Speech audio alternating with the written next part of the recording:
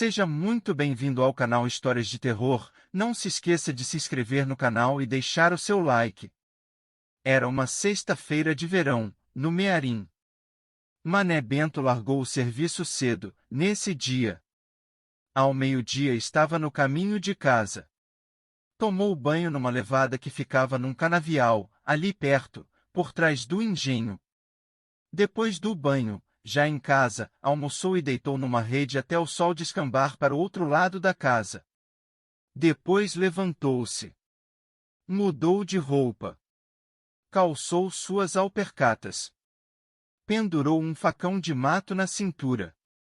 Pegou uma bolsa de palha, de viagem, botou farinha, carne de charque assada, rapadura, banana anã, uma quissé de cortar fumo, fósforo, uma cabacinha de pólvora e outra com chumbo de caça. Encheu uma moringa d'água, amarrou pela boca com imbira de caroá e pendurou-a em um dos ombros. Amarrou um candeeiro de gás, de folhas de Flandres, no cinturão. Tirou da parede sua espingarda de espoleta, de caça, carregou-a com a primeira carga do dia, bem socada, botou a espoleta do primeiro tiro, deu um grito pelo cachorro tubarão que àquela hora dormia lá fora, no terreiro da casa, e em seguida tocou pro mato. Ia à caça. E ia dormir na mata, naquele dia, para na madrugada seguinte atirar nos papamés que chegavam toda manhãzinha para debaixo de um visgueiro já seu conhecido. Depois dos papamés, ia encovar umas pacas na chã do João, perto do visgueiro, ali mesmo nas matas do Mearim. Apesar de ser um dia ruim de caça, sexta-feira, dia de caipora andar solta na mata, de dar surra em cachorro e atrapalhar caçador com seus assobios e estrepolias e até fazer mal-assombrado e botar muito cabra mole para correr, mesmo assim Mané Bento foi pro ao mato. Era manhoso e teimoso como todo caçador. E dizia que um dia desencantava a caipora. E lá se foi ele para a mata, seguido do seu cachorro tubarão. Às 6 da tarde daquele dia, estava fazendo um fogo numa clareira da mata, perto do visgueiro dos papamés. A uns 200 metros, na sua frente, ficava o visgueiro. O seu copado estava à mostra, à distância, por entre os copados das demais árvores da floresta. Perto do visgueiro, num pau alto e esgalhado, Bento havia dias antes armado um giral de espera para atirar dali nos papamés. Depois que Bento terminou sua merenda ali na mata, e o fogo se apagou, escureceu. Bento acendeu seu candeeiro e, devagarinho, ia seguindo, acompanhado de Tubarão, no rumo do giral. Quando lá chegasse, subiria no pau e, lá de cima, aguardaria o amanhecer e a chegada da caça. Depois dos papamés seguiria para a chão do João, para a caça às pacas. De candeeiro aceso à mão, seguido do seu cachorro, caminhava Bento no rumo do seu giral. De repente, saltou sobre o seu candeeiro qualquer coisa que ele não pode perceber de logo o que era e o apagou, arrebatando-lhe ao mesmo tempo, das mãos, a candeia. Seu susto foi enorme, sobretudo quando percebeu que aquilo fora um bote de surucucu pico de fogo. Que, segundo dizem, come fogo.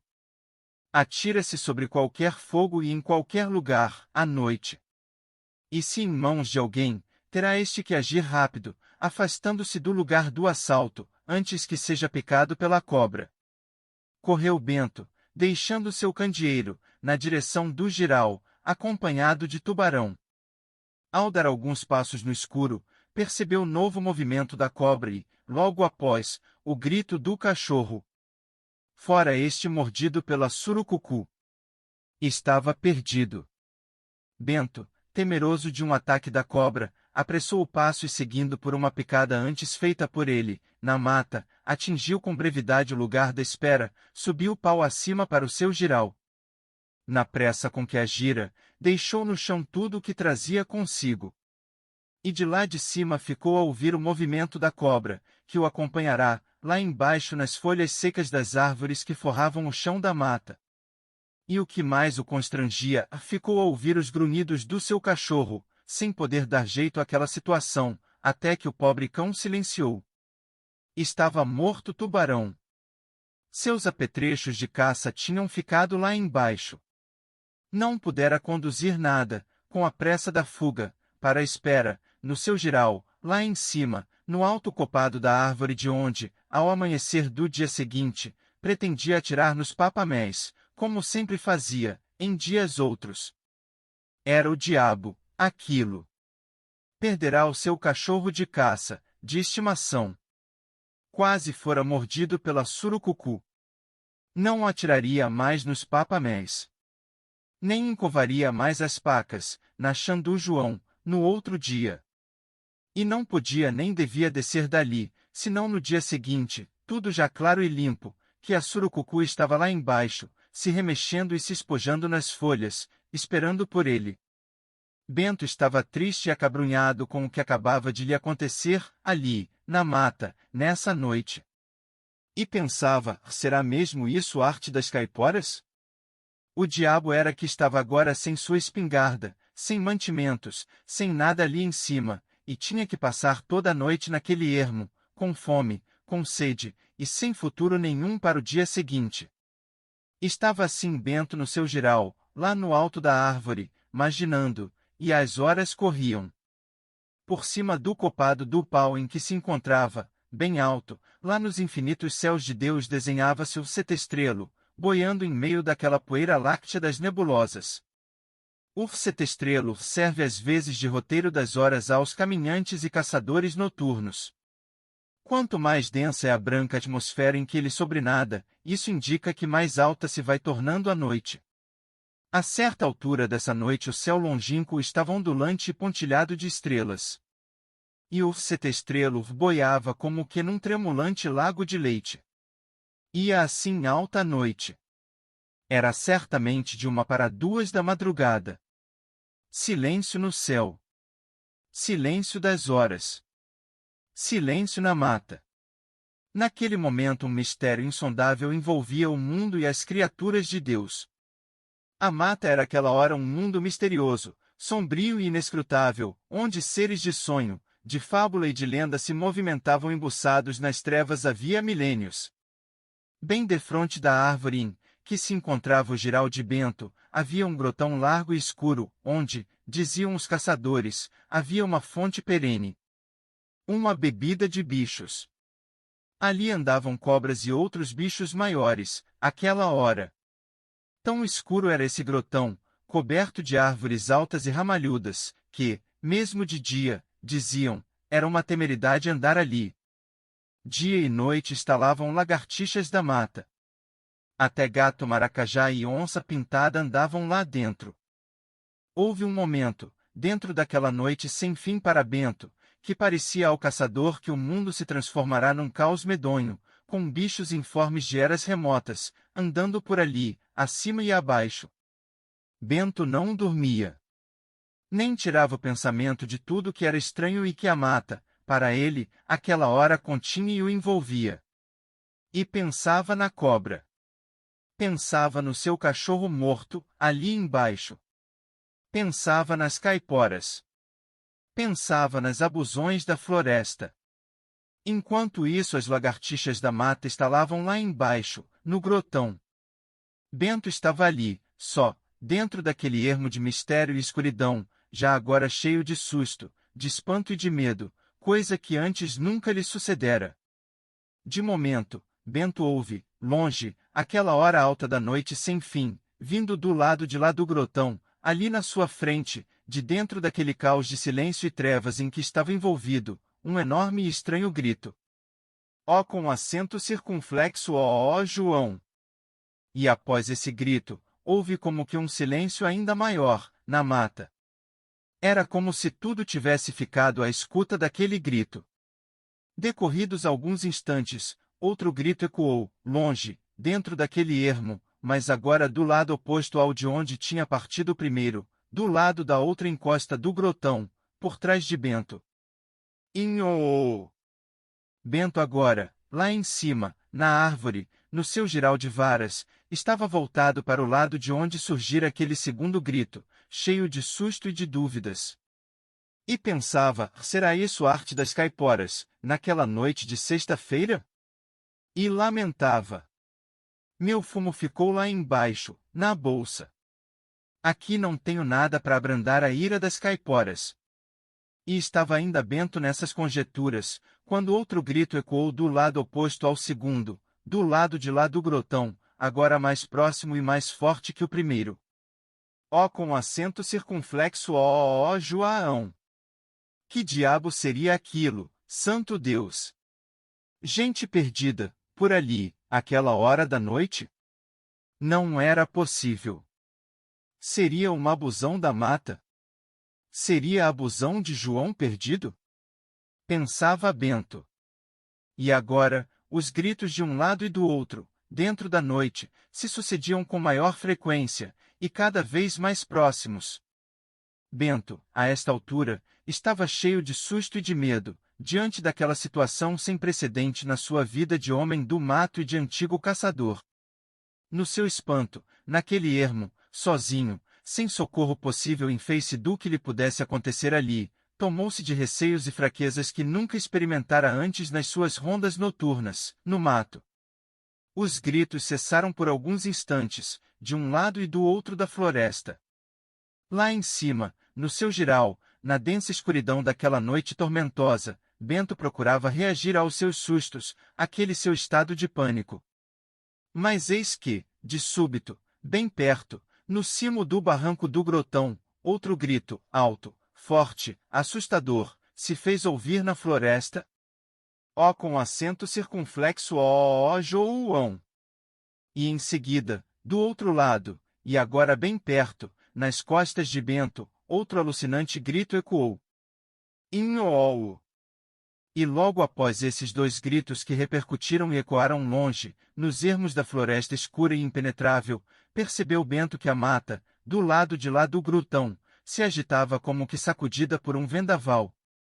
E aos seus ouvidos chegava o estralejar de mato quebrado, indicando que alguma coisa, gente ou bicho, descia encosta abaixo, enquanto do lado oposto da mata idêntico movimento se registrava. Isto indicava que aqueles que, aos gritos, se procuravam mutuamente, dentro da floresta, àquela hora, se aproximavam para um encontro final.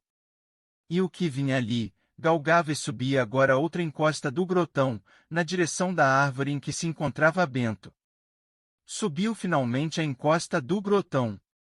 Atingiu a borda do barranco e continuou andando, dentro das trevas, no rumo do caçador, que estava lá em cima de sua árvore, atento ao movimento do bicho, do fantasma, ou o que fosse, que lá embaixo se encontrava. Cessaram os passos do fantasma. Agora estava parado dentro da noite, ali perto de Bento. Nesse instante uma forte e rude ventania começou a agitar toda a floresta.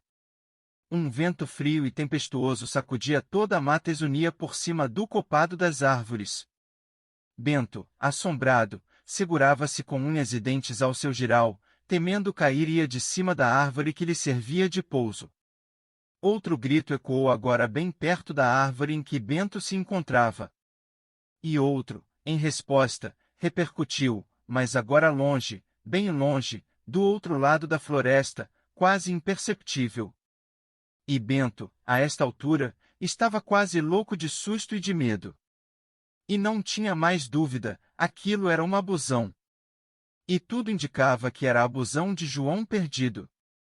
Segundo diziam, quem se encontrava com aquela abusão também se perdia.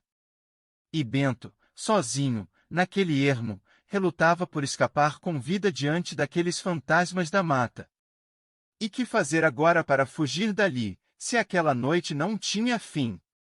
E enquanto Bento lá em cima, na árvore, no meio das trevas, se consumia no seu pavor, outro grito surgiu dentro da noite. Agora, quase debaixo da árvore em que se encontrava o caçador. Grito que repercutiu nas trevas e se perdeu longe, por cima da mata escura e agitada por um vento de tempestade. E esse grito não teve mais resposta do outro lado da floresta. Agora o fantasma estava debaixo da árvore do caçador. E passou em seguida a gritar para cima, para Bento. João, ô João, eu estou aqui, João. E continuou gritando, desce daí, João. Desce, senão vou te buscar lá em cima. E mais alto, desce, João. Desce, João. E Bento, diante de tal quadro, estava lívido de medo. Louco de pavor. E já agora, o fantasma, gritando por João, sacode com mãos de gigante a árvore em que se encontrava Bento. E este, no seu medo, no seu pavor, na sua alucinação, via, ouvia e sentia um mundo de coisas estranhas ao seu derredor.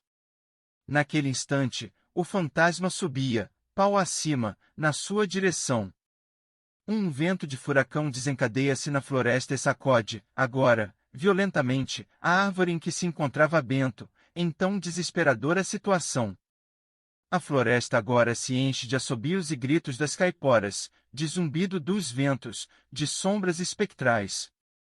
E naqueles instantes indescritíveis, Bento, no seu horror diante de tudo aquilo, no seu medo sem limite, no seu enorme desespero, vendo o fantasma aproximar-se pau acima, na sua direção, ouvindo os assobios e os gritos das caiporas, cercado de espectros, ouvindo o uivar do vento que agitava a floresta e sacudia e vergava a árvore em que ele se debatia na sua crescente alucinação, e já sem forças para suportar sozinho tal crise, tamanho drama, desprega-se lá de cima e rola no abismo que se abre aos seus pés, arrebentando-se no solo, por sobre espinhos e velhos paus ali caídos. E inerte e imóvel fica no chão da mata. Estava morto Mané Bento.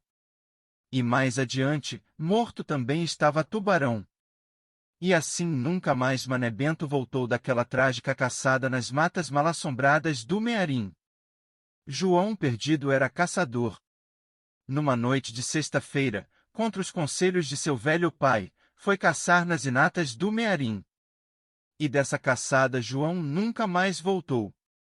Perdeu-se, segundo dizem, numa chã, que tomou seu nome, Chã do João.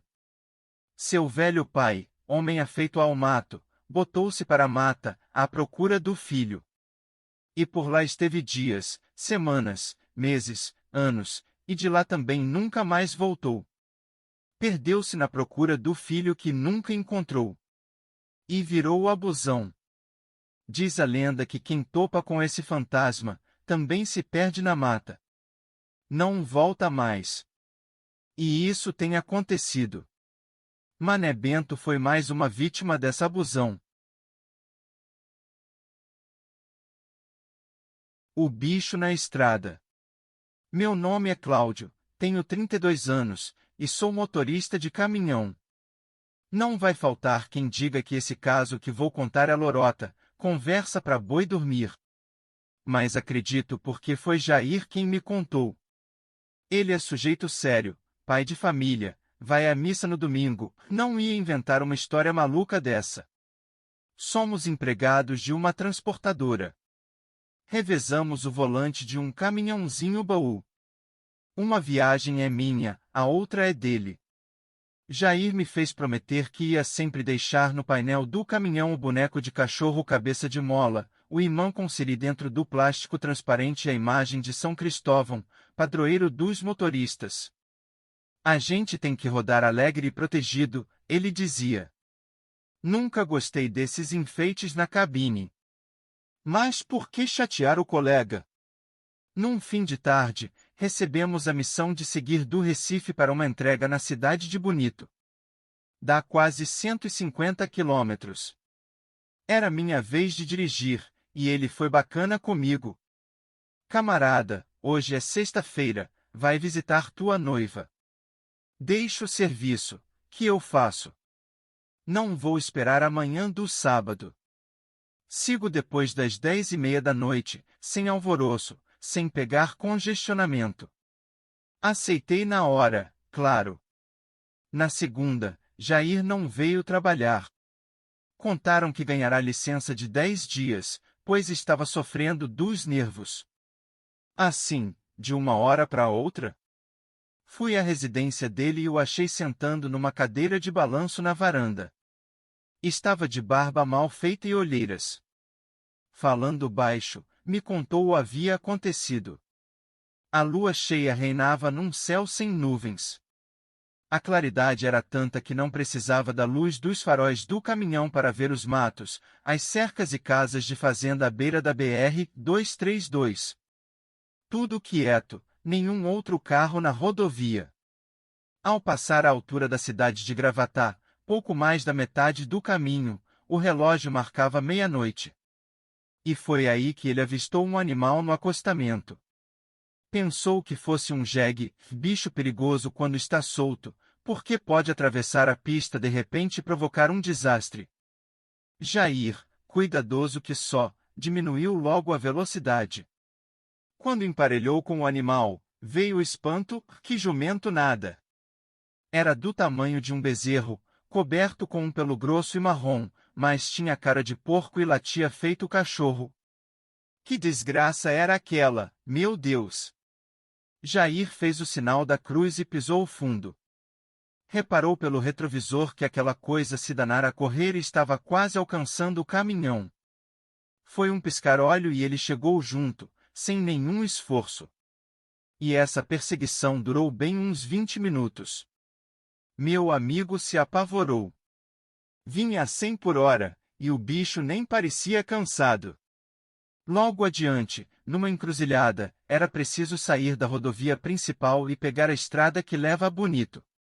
Ele fez uma manobra ligeira para a esquerda e quase atropelou o animal dos infernos.